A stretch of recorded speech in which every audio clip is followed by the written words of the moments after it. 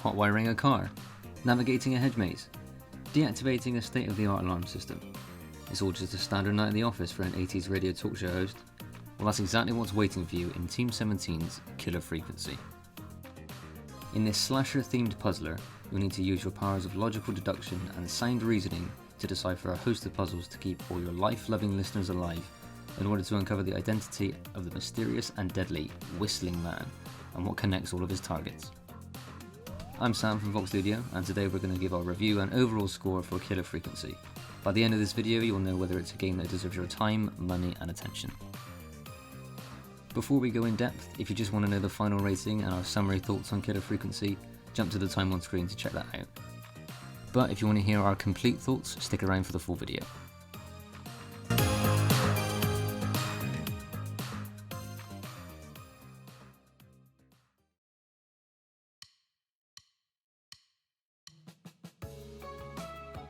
To throw the moniker of walking simulator at Team 17's Killer Frequency does it somewhat of a disservice.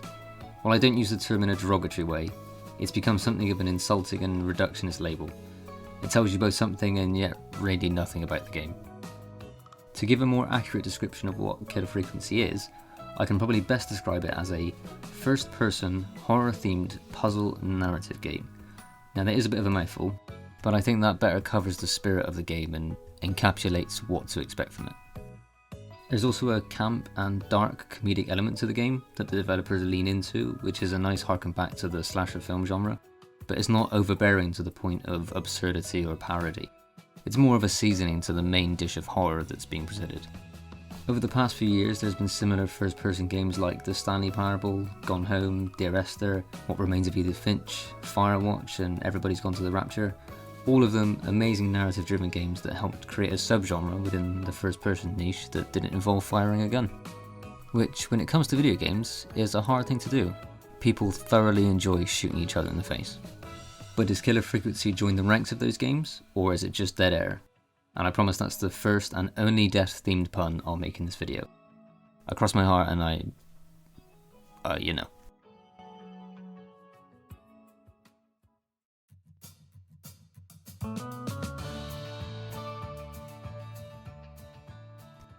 Set in 1987, Killer Frequency puts you in the shoes of Forrest Nash, a radio DJ who's found himself as the latest host of Gallows Creek's late-night phone-in talk show. After reluctantly agreeing to the station's Guess That Scream competition, he's contacted by the sheriff who's informed him that the Whistling Man has returned. The phone lines to the police station have been severed, so all 911 calls are being redirected to the radio station. It's up to Forrest to handle the calls and keep the residents of Gallows Creek alive by getting them out of the predicaments with the Whistling Man and figuring out his identity so the police can apprehend him. Initially I was slightly confused about the 80s setting, although I am a fan of the decade and its aesthetic, so I wasn't really complaining. I thought it was maybe just a personal choice for the creative team who enjoyed elements of the 80s and wanted to make a stylized soundtrack. However, it does have a function in that it serves as more of a technological limit on the game. The fact that not everyone has a portable phone places restrictions on what people can do. There's no geolocating apps to find out where people are, and the most high-tech machine at your disposal is a fax machine. Beyond setting the tone of the game, it creates a natural reason as to why elements of the puzzles have to be solved in the manner that they do. It's not a revolutionary story, but it's a classic murder mystery tale with a nice twist, with the colourful and well-played characters supporting the story amply.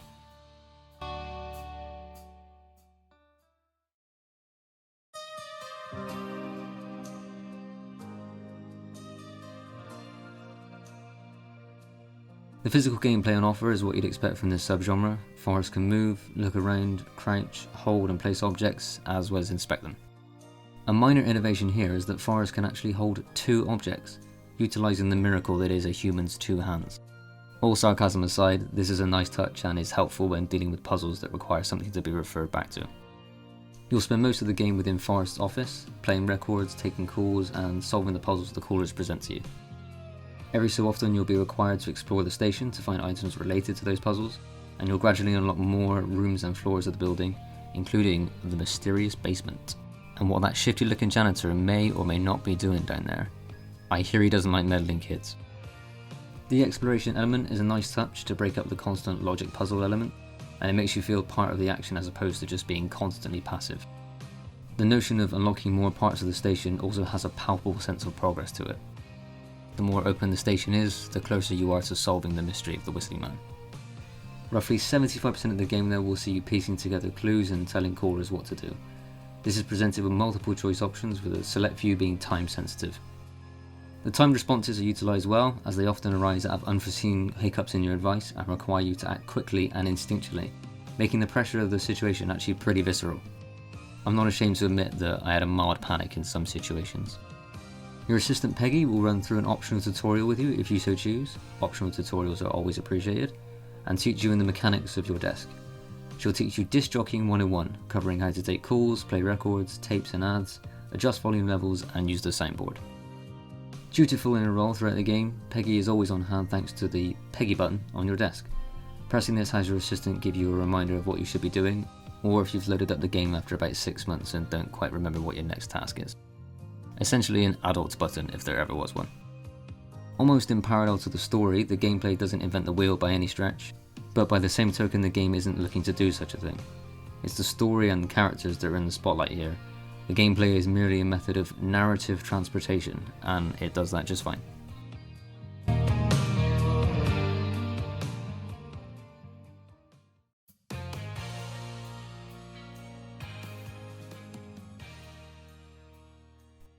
Like many games in this space, the voice acting here is of stellar quality. In so many games where it's apparent that all the character dialogue was recorded in isolation, with constant shifts in tone, delivery, and just oddly inflicted or out of character responses, it's clear that Team 17 took a lot of care and consideration in making sure the character interactions sounded genuine and natural. I like being a mystery. Too bad. Question 1. Tell me about your family. What? Come on, Peggy, that's too general. Okay. Did anyone move with you to Gallows Creek? Nope. Now that's too specific. Too specific? Josh Cowdery as Forrest has a slight smugness and condescending twang to all of his remarks, especially on some of the optional responses, but as the story progresses there's a definitive shift in his tone and general demeanour as the gravity of the situation and his responsibility within those proceedings escalates. Stay calm, Eugene. We'll get you out of this. Carm! I'm about to die a virgin! Listen, Eugene. Breathe, hide, and call back in a minute. We'll get you out. Cowdery conveys the emotional arc of Forrest well as the narrative unfolds, and he easily bears the weight of the main character. Your assistant Peggy, played by Naomi MacDonald, has a persistent upbeat tone to contrast with Forrest's slightly arrogant and abrasive statements, is never perturbed by his sarcastic quips, and is a great neutralising antidote to Forrest's occasionally curmudgeonal tendencies. I guess some folks have been okay. You're not terrible, after a while. Not terrible after a while? High praise coming from Forrest Nash. You know what I mean, Peggy. I do. It's Forrest Nash for I think you're swell. Her character borrows elements from similar archetypes from the 80s era, but she's far from any clueless airhead role that the developers could have easily thrust her into. Being that her primary purpose is essentially something of a living tutorial and hint system, she has a character beyond her function of guiding the player through the narrative, and Naomi MacDonald delivers a sincere and commendable performance. All of the callers are of a characteristic nature, leaning on the comedic element that the game flirts with. However, the actors were directed well, and they played this theme successfully without sacrificing any credibility in their performance. He's the best dog a guy could ask for. Of course, the first thing I did was teach him how to skate. He's better than me now, a real pro. Max can skate. Yeah, man! At first they said it couldn't be done, and then they said it shouldn't be done. But Maxie loves the rink, man! From the terrified teens to the free-spirited roller rink owner, there's enough gravitas in the portrayals to ensure you care about the characters and what happens to them. I mean, if you didn't care about them, you wouldn't be bothered if they survived, and the game hinges on that. It needs that investment from you. As the game does with the story itself, teetering on a tightrope between two genres of horror and humour, occasionally leaning more one way than the other, this is mirrored in the voice acting, and the consistency in this tonal bond is only another feather in this title's cap.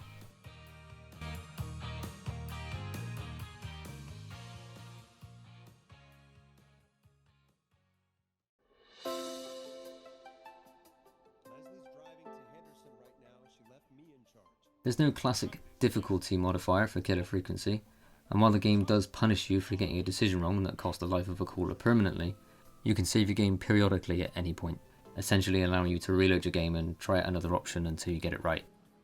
That obviously does circumvent the challenge aspect to a degree. I think it's better this concept was presented than omitted, as screwing up a perfect run on the final quarter and needing to start the game all over again would certainly be annoying. Whereas if you want to restrict yourself, you can either refer to the game's autosaves or simply not create your own custom save. You essentially make your own difficulty. Puzzle solutions are not dynamic and have no random element to them, which means once you know the answer to a puzzle, you've solved that puzzle forever. This does obviously make the game more consistent, but it does hinder the need to replay the game, but we'll get to that later on.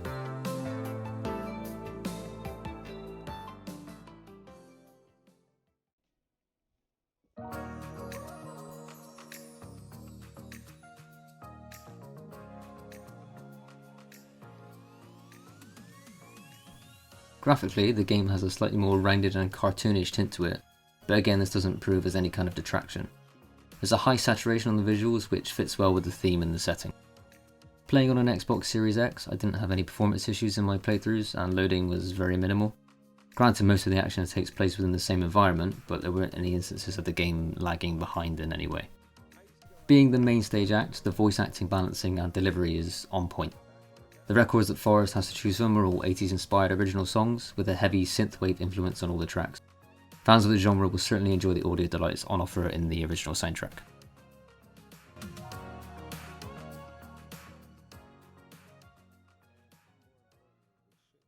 Just play an ad, Forrest? I need a minute. We'll be right back after these messages.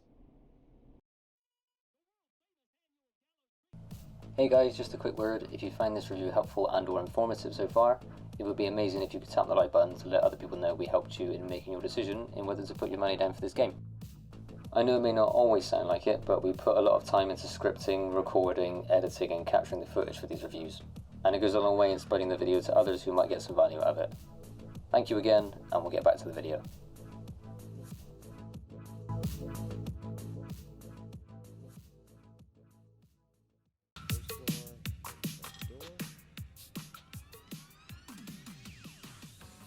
Like many games of this ilk, there's no such HUD or anything like that present in Killer Frequency. Prompts, decisions and tutorial notices are displayed via message boards that are actual objects floating in the world. This may irk some who aren't fans of immersion breaking gameplay, but for me they weren't obtrusive to my experience. They were however a tad plain, and could have had just a touch more styling to them to fit in with the pink, black and neon colour elements. The game highlights objects that can be interacted with using a white outline, and the only slight annoyance I had, which actually resulted in me turning the camera sensitivity down, was playing records and pushing buttons around Forrest's desk. Another nice touch is also the ability to reset objects from the pause menu. If you're a messy puzzle solver or just want to give the radio station cleaning staff an easier time, you can use this to revert all items back to their original locations. This is a nice little feature if you get tied in knots when solving a puzzle with multiple interactable elements to it, or if you've dropped something important and can't remember where you left it or you can't access it for whatever reason.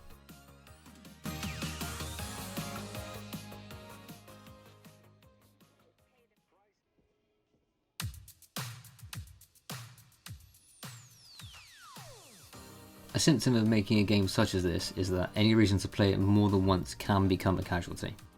Linking in with our comments about the difficulty and challenge that the game presents, the lack of dynamic elements means the variety factor suffers dramatically. Callers are always received in the same order and the solutions to the puzzles are static. I appreciate it's much easier to design a game this way, but having variations to the solutions or a random element to who calls in and when would have gone a long way in giving people a reason to prolong their relationship with this game. Outside of speedrunning or a genuine love for the soundtrack, the dialogue, missed achievements or trophies, or just the game overall, there isn't a huge reason to play Killer Frequency more than once.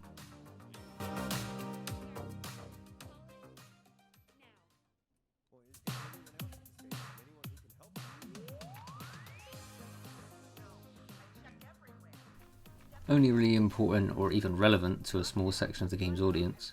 Being a fan of achievements and trophies myself, I find it pertinent to mention these whenever I do a review.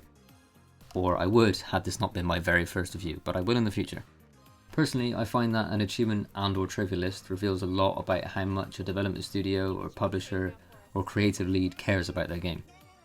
A well thought out list with story related rewards, challenges, inventive names and even a joke or two, in my book is always a sign that whoever made the game took every facet of the project into consideration.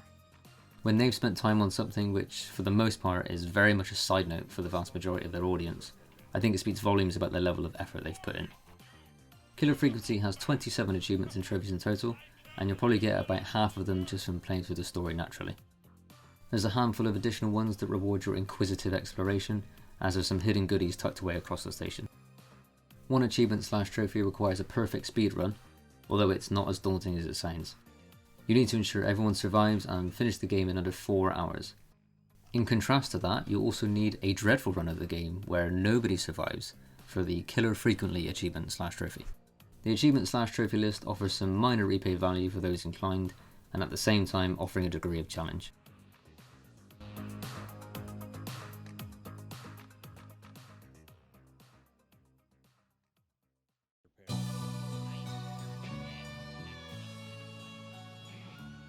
Killer Frequency is available on Xbox, PlayStation, Nintendo Switch, Steam, and VR, and it's floating around a price point of around £20 or $25.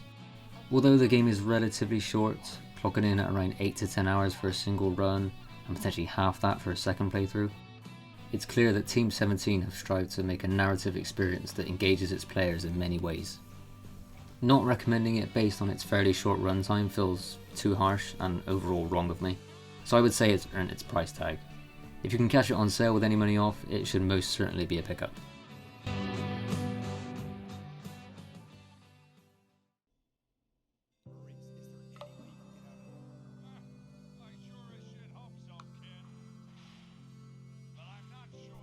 A terrific cast, an engaging and escalating story, and a myriad of testing but logical brain teasers await you in Killer Frequency. While there's not much innovation to speak of, the game isn't looking to take such leaps. The story and those within it are looking to capture your attention, and you'll quickly be invested in those that need your help as you wage an almost personal battle of wits against the Whistling Man. We give Killer Frequency an 8 out of 10.